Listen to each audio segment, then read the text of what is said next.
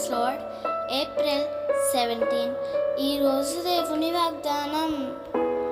దేవుడు యథార్థవంతుని త్రోసివేయడు.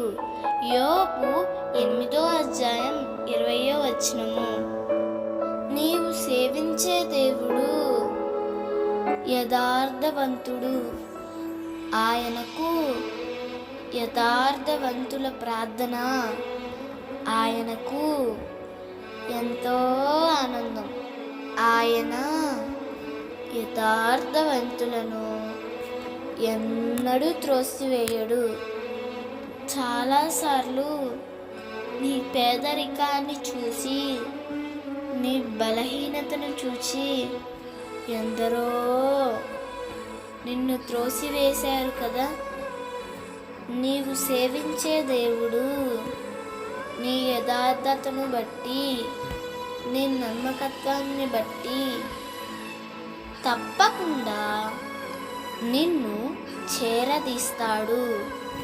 ఆయన యథార్థవంతుని బలపరచుటకు ఆయన కనుదృష్టి లోకమంతటా సంచరిస్తూ ఉన్నది. ఆ కన్నులు నిన్ను తప్పక చూస్తున్నాయి. నిన్ను బలపరుస్తాడు ఆయన.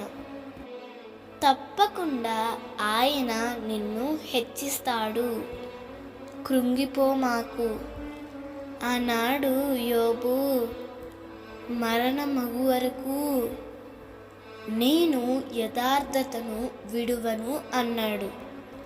అప్పుడు దేవుడు యోబును చూశాడు. అతన్ని బలపరిచి రెండంతల ఆశీర్వాదాన్ని ఇచ్చాడు.